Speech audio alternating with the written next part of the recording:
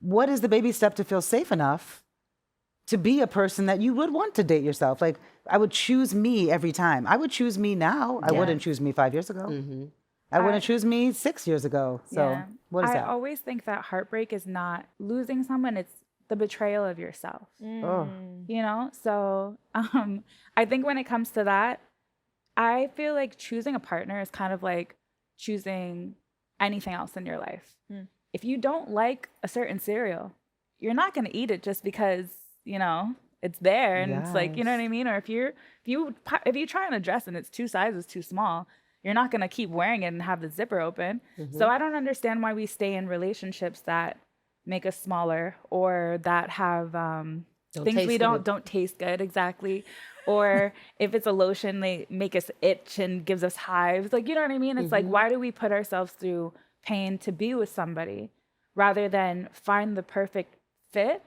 And keep understanding that just because we haven't found the perfect fit yet doesn't mean there's anything wrong with us now. It just means that we're on the journey to find the person who can actually match our energy rather than try to bring us into an energy that doesn't make us feel comfortable. And I think that once you stop betraying yourself, you'll stop going through heartbreak.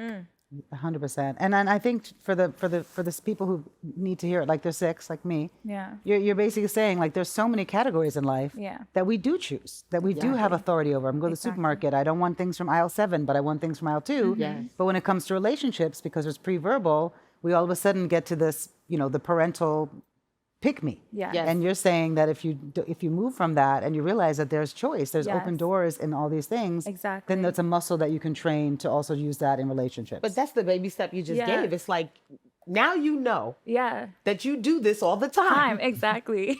Right? What you just said is so smart. It's like brilliant because it's like, wait, I have so much practice in doing this. Exactly. Right? And if I'm good at everything else, I'm good at choosing everything else. So why do I keep making these weird choices over here? Exactly. That's a great baby step. And I think sometimes a lot of people, they make choices based on what other people think. But that's like if you decided to eat hot dogs every day because your mom was like, hot dogs are my favorite. Yeah. So you have to eat hot dogs every day. Yep. No one's going to do that. Yep. Realistically, they're probably going to eat hot dogs in front of their mom and then go somewhere else and eat whatever they want. I wish that were true, but I think they're going to eat hot dogs for the rest of their life because that's what we're really dealing with a lot of people. I don't think that's true. I think even because I know some of the most people-pleasing children, and you know this, and they go outside and they go and eat pizza. You know what I mean? Oh, yes. And then they'll come and bring a hot dog home for their mom. Yeah. They're not going to go outside and eat pizza. They're just doing it in the confined spaces that they have to. But I think in relationships, we take that hot dog mentality and we go and we keep trying to find hot dogs instead of just going out and eating what we really like. Like, go eat pizza, go eat a salad, go eat whatever you actually want to eat. And then when you come home and your parents or whoever it is or your friends are like, well, we don't really accept pizza here. And you'll be like, well, then maybe you need to really look at me and decide if you accept me because I love pizza. Exactly. I mean? I love you even though you like pizza.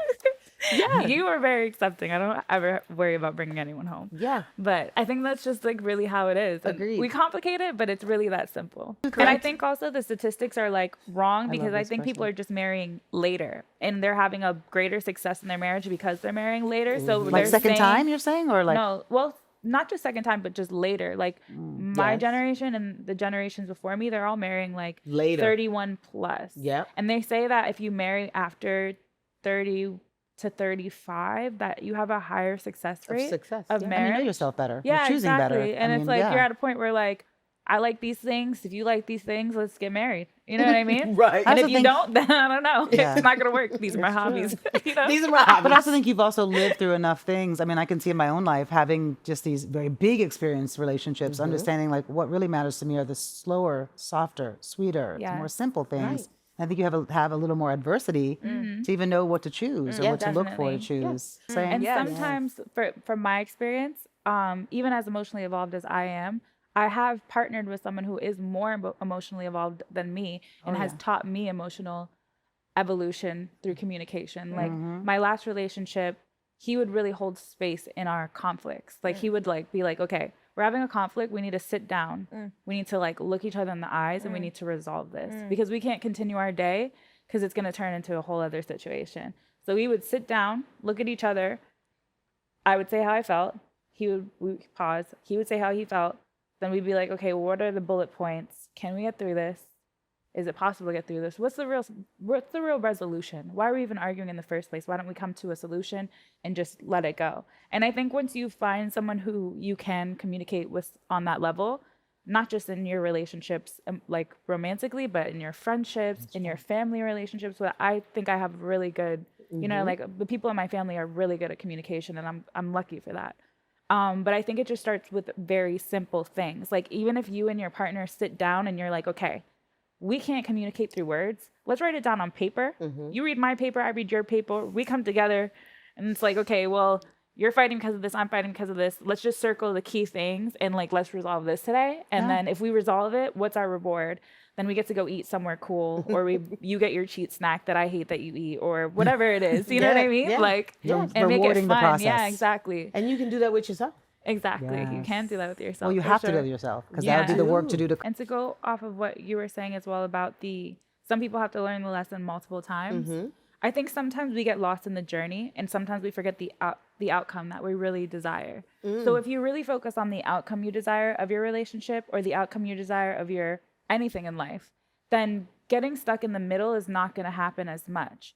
If I desire a healthy and happy relationship, then I'm not going to care to fight over who cooked dinner last night or whatever, blah, blah, blah, these little tit-tatty, you know what I mean? I'm going to be like, okay, they're in a bad mood. They're not going to cook dinner tonight. I'm going to tell them this is a dinner schedule. Either you're going to get with it or not. I'm not arguing with you. Are you Sagittarius? What's no, I'm an Aries. Aries all day. I knew fire was there somewhere. Aries all day. Because you have to prioritize your happiness, like you were saying, like manage your priority and prioritize your emotional poison, right? If you know that arguing with your spouse is going to turn, or whatever, your partner, whatever type of partner that is going to turn your relationship sour, and that's not your desired outcome, then why even feed into their poison? Correct. You're like, okay, you don't want to cook dinner tonight? I don't want to cook dinner tonight. Seems like we're doing takeout. Yeah. You know what I mean? It's like there's solutions for everything. And sometimes we get so frustrated by somebody and what they're doing. Yeah. And we forget about the outcome and what we actually desire. And we go into this like tornado of just like, I hate them. They're never there for me. They never do anything I ask, blah, blah, blah. And you're creating this like whirlwind. It's just going to destroy everything. Yeah. That's what hurricanes do. Yeah. And if you know you can become a hurricane, then you got to realize like, is this the moment? Do we need like a category 1 or a category? Like, you know? Amen. Or can we trickle down to a tropical storm? That's what I'm saying. Is it just a light drizzle? I really relate to that. As a Pisces, I definitely have to manage the tsunami. I'm a Pisces too. Yes, I love it.